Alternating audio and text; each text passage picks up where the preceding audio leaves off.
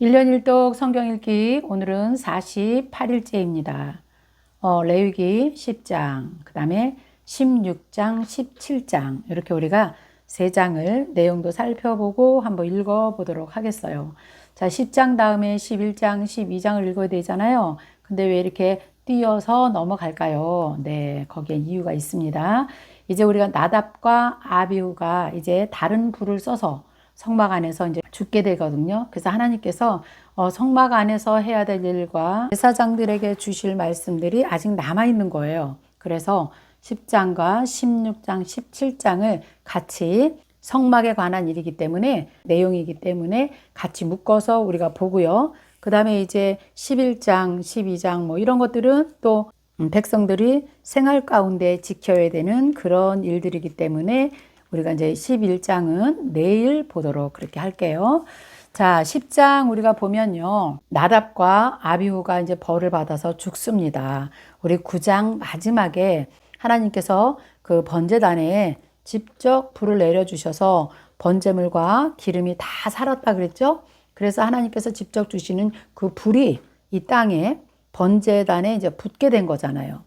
사람이 붙인 게 아니라 하나님께서 붙여주신 불. 너희는 번제단에 다른 불을 사용하면 안 된다. 이렇게 하나님께서 말씀하셨어요. 근데 오늘 10장에 보니까 아론의 아들 나답과 아비후가 그 명령을 지키지 않아서 이제 죽게 되는 이야기로 10장이 시작이 되네요. 자, 한번 읽어볼까요? 10장 1절. 아론의 아들 나답과 아비후가 각기 향로를 가져다가 여호와께서 명령하시지 아니하신 다른 불을 담아서 여호와 앞에 분향하였더니 불이 여호와 앞에서 나와 그들을 삼킴에 그들이 여호와 앞에서 죽은지라.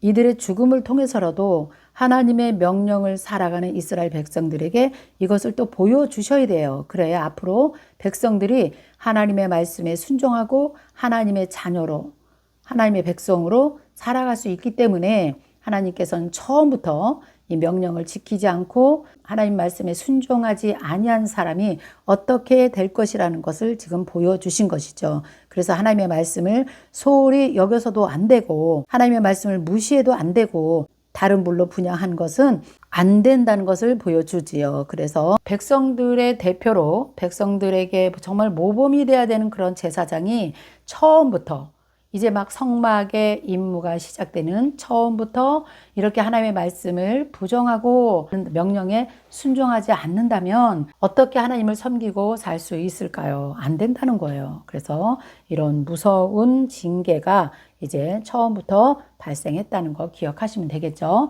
자, 3절 보니까 모세가 아론에게 이르되 이는 여호와의 말씀이라 이르시기를 나는 나를 가까이 하는 자 중에서 내 거룩함을 나타내겠고 온 백성 앞에서 내 영광을 나타내리라 하셨느니라. 아론이 잠잠하니라. 자, 여기도 보니까 하나님께서 이렇게 일을 하신 것은 나를 가까이 하는 자, 제사장이죠. 그런 자들이 내 거룩함을 나타내 주어야 되는데 오히려 내 영광을 저버린 것이다. 이렇게 이제 모세가 아론에게 말하니 4절 모세가 아론의 삼촌 우시엘의 아들 미사엘과 엘사반을 불러서 그들에게 이르되 나와서 너희 형제들을 성소 앞에서 진영 밖으로 메고 나가라. 반드시요 메고 나갔어요. 대제사장이 제사를 드리다가 딸랑딸랑 소리가 안 나면 밧줄로 끌어내렸다. 이런 거는 그냥 누군가가 그냥 만들어낸 이야기죠. 반드시 성막 안에서 이루어진 이런 일 하나만 봐도 메고 나왔다고 여기 기록이 되어 있습니다. 자, 그런 것들은 우리가 정정하면서 성경 보면 좋겠어요. 5절 그들이 나와 모세가 말한 대로 그들을 옷 입은 채로 진영 밖으로 메어내니 모세가 아론과 그의 아들 엘르아살과 이다말에게 이르되 너희는 머리를 풀거나 옷을 찢지 말라. 그리하여 너희가 죽음을 면하고 여호와의 진노가 온 회중에게 미침을 면하게 하라. 오직 너희 형제 이스라엘 온 족속은 여호와께서 치신 불로 말미암아 슬퍼할 것이니라. 자, 이거 슬퍼하지 말라고 좀 단단히 얘기합니다. 하나님의 진노가 임했기 때문에 슬퍼하지 말라고 합니다. 제사장의 임무가 얼마나 중요한지요. 너희들이 머리를 풀고 옷을 찢고 이렇게 슬퍼하게 되면 여호와의 진노가 온 회중 이스라엘 전체에 임할 수 있기 때문에 너희는 절대로 그렇게 하지 마라. 이 말은 다른 말로 하면요. 제사장이 잘못되면요. 온 백성이 다 동일한 죄인 취급을 받는 그런 아주 무서운 말씀을 지금 하고 계시는 거예요. 그래서 우리 지도자들이 얼마나 하나님 앞에 바로 서 있어야 되는가. 지도자 한 명이 잘못되면 온 나라가, 온 백성이 다 하나님의 진노 안에, 심판 안에 있게 되는 것을 우리가 여기서도 말씀으로 볼 수가 있겠죠. 7절 여호와의 관유가 너희에게 있은즉 너희는 회막문에 나가지도 말고 그리하면 죽음을 면하리라. 그들이 모세의 말대로 하니라. 자, 이렇게 해서 나답과 아비후가 죽게 되고 이것을 처리하는 과정을 지금 우리가 읽었습니다. 자, 이제 8절 볼게요. 제사장이 회막에 들어갈 때 규례가 또 있네요. 자, 8절 여호와께서 아론에게 말씀하여 이르시되 너와 내 자손들이 회막에 들어갈 때는 포도주나 독주를 마시지 말라. 그리하여 너의 죽음을 면하라. 이는 너희 대대로 지킬 영영한 규례라. 왜 그러냐면 그리해야 너희가 거룩하고 속된 것을 분별하며 부정하고 정한 것을 분별하고 또 나 여호와가 모세를 통해서 모든 규례를 이스라엘 자손에게 가르치리라 그랬어요.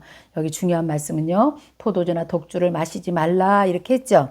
그런데 사실 이것을 성경의 마지막까지 가서 우리가 읽어보면요. 레갑 자손들이 이렇게 살았어요. 우리 지난번에 출애굽기 읽을 때 제가 말씀드렸잖아요. 레갑 자손은 아말렉의 후손이에요. 이스라엘 백성도 아니에요. 이방인이에요. 그런데 그의 조상들에게 들은 이야기가 너희는 하나님을 섬길 때 포도주나 독주를 마시지 말라. 그리고 너희는 이 땅에 살면서 집을 사지 말아라.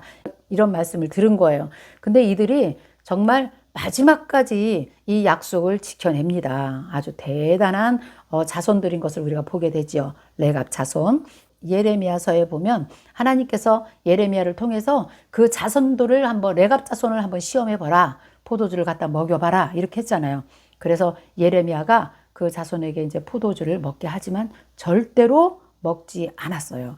이것은 지금 이 말씀을 이들이 잘 알고 있었다는 것을 우리가 알게 됩니다. 구약이나 신약이나 동일한 것이에요. 우리 인간에게 주신 하나님의 법칙, 하나님의 율례, 법 이런 것들은 정말 거룩한 삶을 살기 위해서는 우리가 반드시 구별해서 분별해서 살아내야 될 것 같습니다. 자, 그 다음에 12절은요. 제사장이 거룩한 곳에서 먹을 제물에 대해서 이제 말씀을 하고 있네요. 자, 이제 12절부터는요. 소제를 드리고 남은 예물이나 제사장들이 이제 제사를 드리고 남은 그 음식 하나님이 제사장의 몫으로 준 그것들을 어디서 먹어야 되느냐? 반드시 거룩한 장소에서 먹어라. 이렇게 하나님이 말씀하시는데 우리도 이거 어제도 읽었고요. 그제도 또 읽고 온 말씀이에요. 얼마나 중요하면 이렇게 말씀하시겠어요. 계속해서 같은 말씀이 기록되어 있다는 것은 그만큼 중요하다는 거예요. 구별된 사람이 구별된 장소에서 구별된 음식을 먹는 거예요. 왜요? 거룩한 음식이기 때문에요. 거룩한 하나님의 자녀이기 때문에 너희는 반드시 이것을 지켜달라. 이렇게 우리가 해석을 하면 될 것 같아요. 12절 모세가 아론과 그 남은 아들 엘르아살에게와 이다말에게 이르되 여호와께 드린 제물 중 소제에 남은 것은 지극히 거룩하니 너희는 그것을 취하여 누룩을 넣지 말고 제단 곁에서 먹되 이는 여호와의 화제물 중에서 내 소득과 내 아들들의 소득인즉 너희는 그것을 거룩한 곳에서 먹으라. 내가 명령을 받았느니라. 흔든 가슴과 들어올린 뒷다리는 너와 내 자녀가 너와 함께 정결한 곳에서 먹을지니 이는 이스라엘 자손의 화목제물 중에서 내 소득과 내 아들들의 소득으로 주신 것임이니라. 가족들과 함께 먹을 때는 정결한 곳에서 먹으라 이렇게 말했죠. 정결한 곳은 깨끗하게 정리가 잘 돼 있는 특정한 장소를 말할 수 있겠습니다. 성막 안에서 가족들과 먹는 것이 아니라 정결한 곳에서 내 아내와 자녀들 함께 먹어라 이렇게 장소를 정해 주셨네요. 15절 그 들어올린 뒷다리와 흔든 가슴은 화제물의 기름과 함께 가져다가 여호와 앞에서 드린 요제를 삼을지니 이는 여호와의 명령대로 너와 내 자손의 영원한 소득이니라.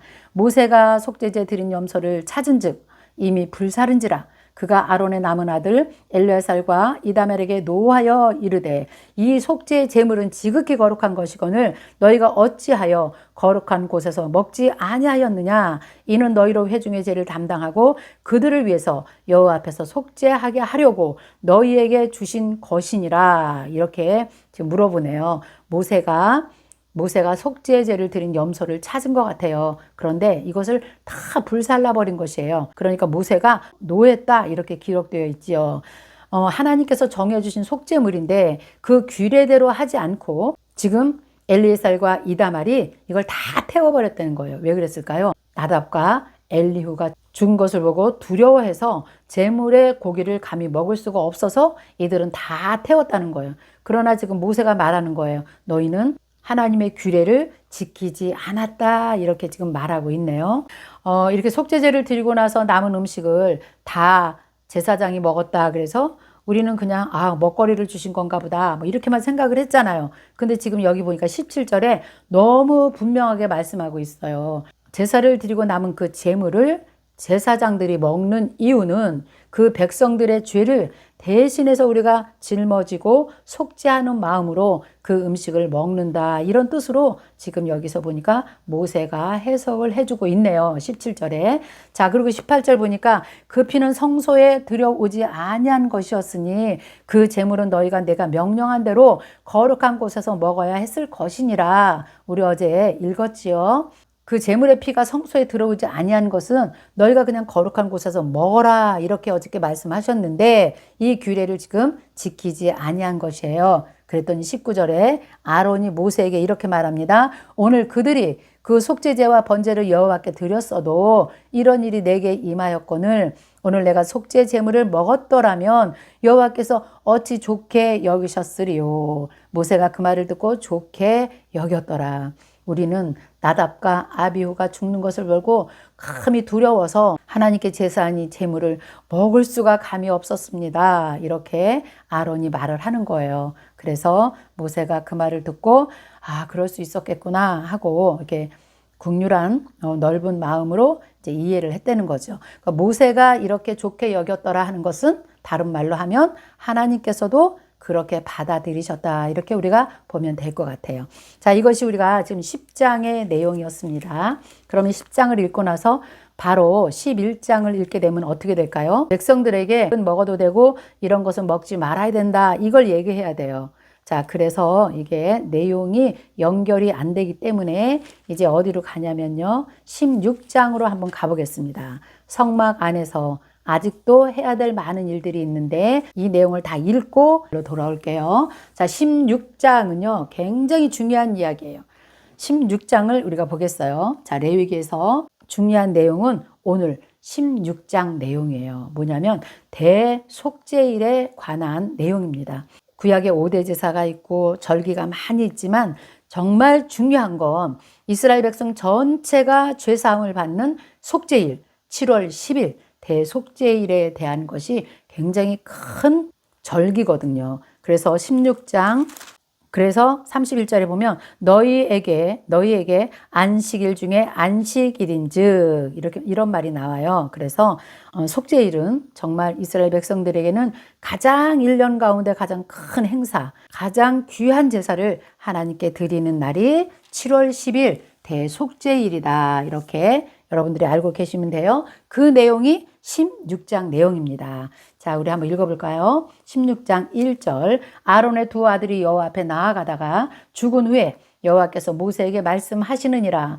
여호와께서 모세에게 이르시되 내 형 아론에게 이르라. 성소의 휘장 안 법궤 위 속죄소 위에 아무 때나 들어오지 말라. 그리하여 죽지 않도록 하라. 이는 내가 구름 가운데서 속죄소 위에 나타남이니라. 아론이 대제사장이면서도요, 지성소 안에 아무 때나 들어갈 수 없어요. 들어가면 죽는다. 이렇게 지금 말씀하고 계시죠.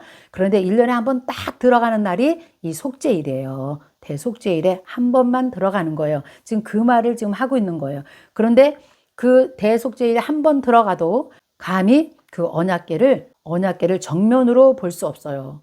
구름 가운데서 속죄소 위에 하나님께서 나타나신다고 지금 말씀하고 계시네요. 자, 3절 볼게요. 아론이 성소에 들어오려면 숫송아지를 가지고 속죄 제물을 삼고 순양을 가지고 번제를 드린 다음에 들어오라. 이렇게 말씀하시죠.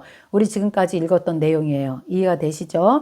제사장들도 속죄제와 번제를 드려야지만 그 임무를 담당하는 거다. 이렇게 우리 계속 지금 읽고 왔기 때문에 이제 어렵지 않아요. 다 이제 보이시죠? 자, 4절 볼게요. 거룩한 세마포 속옷을 입고 세마포 속바지를 몸에 입고 세마포 띠를 띠며 세마포 관을 쓸지니 이것은 거룩한 옷이라 물로 그의 몸을 씻고 입을 것이며. 그래서 우리가 대제사장 옷 보면 굉장히 화려하고 막 그런 옷이지만 사실은 이 대제사장이 1년에 한 번 이 속죄소 안에 들어갈 때는 그냥 하얀 거룩한 세마포 옷만 입고 들어간다는 것도 지금 특징이 있는 것이에요. 그 옷을 입고 감히 지성소 앞에 갈 수 없다는 것을 우리가 여기 볼 수가 있겠네요. 자, 5절 보니까 이스라엘 자손의 회중에게 속죄 제물을 삼기 위해서 순염소 2마리와 번제물로 삼기 위하여 순양 1마리를 가져갈지니라. 이것이 지금 아론이 하나님께 속죄제와 번제를 드릴 제물이에요. 자, 6절 볼게요. 아론은 자기를 위해서 속죄제를 드리죠. 송아지를 드리고 자기와 자기 집안을 위해서 속죄하고, 이게 먼저 해야지 되는 일입니다. 그 다음에 두 번째, 그리고 이제 8절에 보면 2마리 염소는 어떻게 할 것이냐, 제비를 뽑아요. 하나는 성막에서 제물로 바치고 하나는 아사셀 염소라 그래가지고 산채로 여호와 앞에 그냥 두었다가 그것으로 이제 속죄하고 아사셀을 위해서 이제 광야로 보낼지니라. 자, 그래서 이제 11절에 보니까 아론은 자기를 위한 속죄제의 숫송아지를 드리되 자기와 집안을 위해서 속죄하고 자기를 위한 그 속죄제 송아지를 잡고 아론이 직접 잡습니다. 그리고 향로를 가져다가 여호와 앞 제단 위에서 피운 불을 그것에 채우고 또 곱게 간 향기로운 향을 2손에 채워가지고 휘장 안에 들어가서 1년에 한 번 지성소 안에 들어가는 거지만 그냥 들어갈 수 없어요. 어떻게 하고 들어가는가? 그 내용이 12절부터 13절, 14절, 15절의 내용이 될 것 같네요. 일단 향로를 가져다가 여호와 앞 제단에서 불을 피우고요. 피운 다음에 곱게 간 향기로운 향을 2손에 채워가지고 휘장 안으로 들어갑니다. 13절, 여호와 앞에서 분향하여 향연으로 증거궤 위 속죄소를 가리게 할지니 그리하면 그가 죽지 아니할 것이다. 대제사장 아론도 하나님을 정면으로 그 언약궤를 바라볼 수가 없어요. 향연에다가 불을 피워서 그 연기가 나는 그 향연 사이로 언약궤 앞에서 이제 얼굴을 가린 다음에 속죄소 여러분 아시죠? 그 날개 사이 그 가운데 거기에다가 피를 7번 뿌린다 그랬어요. 그리고 15절을 보니까 또 백성을 위한 속죄제 염소를 잡아서 그 피를 가지고 휘장 안에 들어가서 그 송아지 피로 행함같이 그 피로 행해서 속죄소 위 속죄소 앞에 뿌릴지니. 그렇기 때문에 아론을 위해서 드리는 속죄제의 피와 백성들을 위한 속죄제의 피를 가지고 가서 속죄소 위와 속죄소 앞에 뿌릴 것이다. 이렇게 기록이 되어 있습니다. 그래서 이것이 대속죄일의 가장 중요한 핵심적인 행사 중에 하나인 것입니다. 그렇게 했을 때 이제 어떤 일이 벌어지는가? 16절이에요. 이스라엘 전체 백성의 부정과 그들이 범한 모든 죄 이런 것들을 지성소를 위해서 속죄하고 또 그들의 부정한 모든 것을 회막을 위해서 그같이 할 것이다. 그래서 일어나는 일은 이제 이스라엘 전체 백성들의 죄를 다 하나님께서 사하여 주신다 이렇게 말씀하신 것이에요. 17절에 보니까 그가 지성소에 속죄하러 들어가서 자기와 그의 집안과 이스라엘 온 회중을 위해서 속죄하고 나오기까지는 누구든지 회막에 있지 못할 것이며 그는 여호와 앞 제단에서 나와서 그것을 위해서 속죄할지니 곧 그 숫송아지의 피와 염소의 피를 가져다가 제단 귀퉁이 뿔들에게 바르고 이제 일단은 지성소에서 나와서 바깥으로 나옵니다. 그래가지고 번제단에 있는 그 뿔에 그 피를 이제 내 고퉁이에 다 이렇게 바른다 이렇게 되어 있죠. 19절 또 손가락으로 그 피를 그 위에 7번 뿌려서 이스라엘 자손의 부정에서 제단을 성결하게 할 것이요. 번제단을 말하고 있어요. 20절 그 지성소와 회막과 제단을 위하여 속죄하기를 마친 후에 살아있는 염소를 이제 드리는 시간이 됐어요. 아사셀 염소를 말하고 있는 것이죠. 21절 아론은 그의 2손으로 살아있는 이 염소에게 안수합니다. 이스라엘 백성 모두의 죄를 이 염소에게 전부 다 이제 전가시키는 것이에요. 이스라엘 자손의 모든 불의와 그 범한 모든 죄를 아뢰고 그 죄를 염소의 머리에 두어서 미리 정한 사람에게 맡겨갖고 그 염소를 광야로 보내게 합니다. 그래서 이것이 뭐예요? 이스라엘 백성 전체의 죄를 이 아사셀 염소가 다 짊어지고 이제 광야로 가는 것입니다. 자, 여러분 뭐가 생각나시죠? 네, 예수님이 생각나시죠?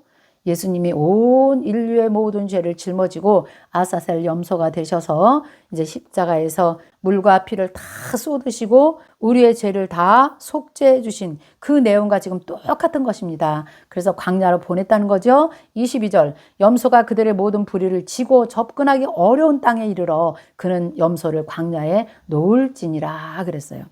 사람이 접근하기 어려운 땅, 염소가 살 수 없는 것이에요. 왜 이런 곳으로 데려갈까요? 살아서 돌아오지 못하도록. 살아서 돌아오면 이스라엘 백성의 죄가 다 사함을 받은 게 아니에요. 그래서 이 염소가 광야에 가서 낭떠러지에 떨어져서 죽어야지만 이스라엘 백성 전체가 죄 사함을 받았다. 이렇게 이들이 이제 해석을 하는 것이죠. 자, 그리고 이제 23절에 보니까 아론은 이제 회막에 들어가서 지성소에 들어갈 때 입었던 세마포 옷을 이제 벗어요. 그래서 지성소에 들어갈 때 옷이 다릅니다. 그래서 24절, 거룩한 곳에서, 이 거룩한 곳은 물두멍을 얘기하고 있어요. 물두멍에 물을 말하고 있습니다. 거룩한 곳에서 물로 그의 몸을 씻고 자기 옷을 입고 나와서 자기의 번제와 백성의 번제를 드려서 자기와 백성을 위해서 속죄하고 속죄 제물의 기름을 제단에서 불사를 것이요 염소를 아사살에게 보낸 자는 그의 옷을 빨고 물로 그의 몸을 씻은 후에 진영 안으로 들어올 수가 있어요. 그냥 들어올 수 없습니다. 거룩한 장소에 그냥 죄의 몸으로는 들어올 수 없다는 말을 지금 계속하고 있는 거예요. 속죄소 숫송아지와 속죄제 염소의 피를 성소에 들여다가 속죄하였은즉 그 가죽과 고기와 똥을 밖으로 내다가 불사를 것이고 불사른 자는 그의 옷을 빨고 물로 그의 몸을 씻은 후에 진영으로 들어가라. 그래서 계속해서 일단 진영 밖으로 나갔다 오면 거기는 부정한 곳이기 때문에 다시 몸을 씻고 옷을 빨고 진영 안으로 들어온다. 거룩하신 하나님을 섬기는 저와 여러분이 깨끗한 거룩성을 가지고 거룩한 곳에서 구별된 삶을 사는 사람만이 하나님 보호자 앞으로 담대하게 나갈 수 있는 것입니다. 그냥 죄 옷을 입고 죄 지은 그대로 그냥 주님 앞에 나와도 아무 감각이 없이 살아가는 그런 사람은 절대 안 돼요. 이 레위기가 계속해서 지금 사는 이 시대에도 우리에게 그것을 가르쳐주고 있는 말씀이거든요. 옛날의 이야기, 옛날의 제사가 아니에요. 지금도 우리 이렇게 살아내야 돼요. 세상과 구별해서 거룩한 삶을 살아내야 됩니다. 자, 29절 보겠습니다. 이제 보면요. 너희는 이제 이것을 영원히 이 규례를 지킬지니라. 일곱째 달 그달 10일에 너희는 스스로 괴롭게 하고 아무 일도 하지 말되 본토인이나 거류하는 거류민이든지 그리하라. 누구든지 그렇게 하라는 거예요. 이날에 너희를 위해서 속죄하여 너희를 정결하게 하리니 너희의 모든 죄에서 너희가 여호와 앞에서 정결하게 되리라. 이는 너희에게 안식일 중에 안식일인즉 스스로 괴롭게 할지니 영원히 지킬 규례라. 아멘. 그래서 이제 대속죄일에 이렇게 이제 하나님께 대속죄일에 1년에 한 번 7월 10일 날 온 이스라엘 백성들의 죄를 사죄하는 행사를 이렇게 한다는 거예요. 그럴 때 백성들은 어떻게 해야 될까요? 먹고 마시고 노는 것이 아니라 너희는 너희 스스로 너희를 괴롭게 하라. 괴롭게 해라. 아무 일도 하지 말아라. 무슨 말일까요? 이방인들이 우상을 섬기면서 막 몸을 괴롭게 하고 몸을 핥히고 찢고 막 일천번제를 드리고 막 이런 괴로움들이 아니라 내 심령을 찢는 너희의 죄를 회개하는 그런 시간을 갖도록 하는 것, 이것을 괴롭게 한다 이런 말로 표현하는 것입니다. 그러니까 우리가 이것도 잘 해석을 해야 되겠죠? 행사만 이렇게 하는 것이 아무 의미가 없다는 거예요. 정말 하나님께서 우리에게 바라는 것은 우리의 심령입니다. 우리의 심령이 이렇게 괴로워하면서 주님 앞에 나아가는 그런 정신을 가르쳐주고 있는 거라고 생각을 하면 되겠죠. 자, 그리고 나서 32절 기름 부음을 받고 위임되어서 자기 아버지를 대신하여 제사장의 직분을 행하는 제사장은 속죄하되 세마포 옷 곧 거룩한 옷을 입고 지성소를 속죄하며 회막과 제단을 속죄하고 또 제사장들과 백성의 회중을 위해서 속죄할지니 이는 너희가 영원히 지킬 규례라. 이스라엘 자손의 모든 죄를 위해서 1년에 한 번 속죄할 것이니라. 아론이 여호와께서 모세에게 명령하신 대로 행하니라. 아멘. 대속죄일에 일어난 일입니다.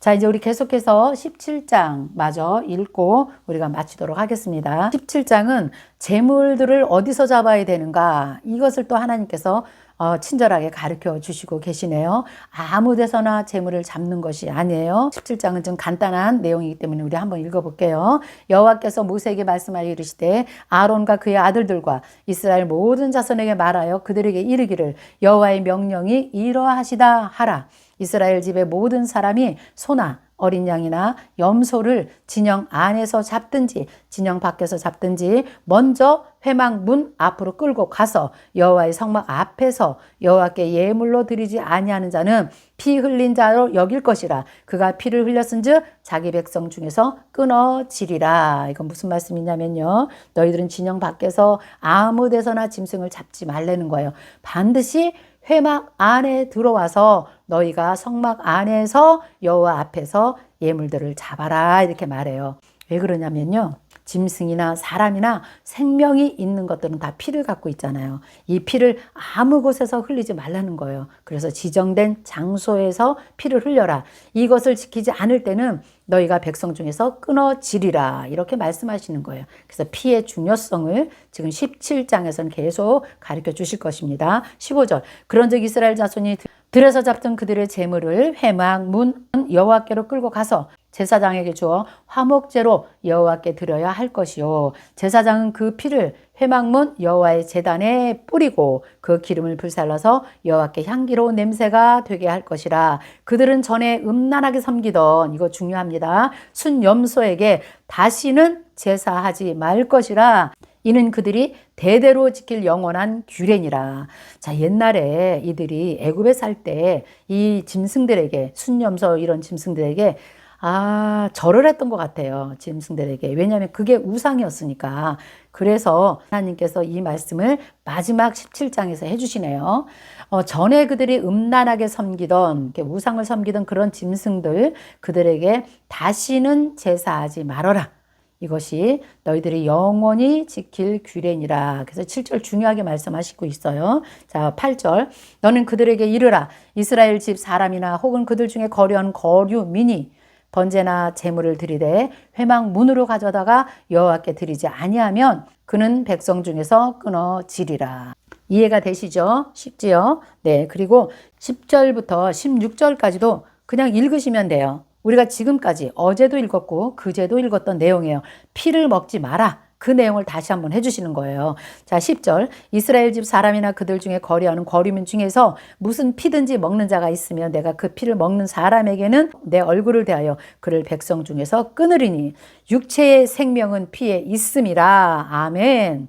그 이유는 육체의 생명이 피에 있다는 거예요. 내가 이 피를 너희에게 주어서 제단에 뿌려 너희의 생명을 위하여 속죄하게 하였다는 거예요. 생명이 피에 있기 때문에 그 피를 번제단에 뿌리기도 하고 회막 앞에 뿌리기도 하고 그 다음에 성소 안에 가서 뿌리기도 하고 했던 것이에요. 그 피가 생명이기 때문에 그렇게 했다고 지금 말씀하고 계시네요. 12절, 그러므로 내가 이스라엘 자손에게 말하기를 너희 중에 아무도 피를 먹지 말고 너희 중에 거류하는 거류민이라도 피를 먹지 말라. 모든 이스라엘 자손이나 그들 중에 거하는 거류민이 먹을 만한 짐승이나 새를 사냥하여 잡거든 그것의 피를 흘리고 흙으로 덮으라는 거예요. 작은 그 새 한 마리도 그 피를 소홀히 여기지 말고 흙으로 덮으라, 이렇게 말씀하시죠.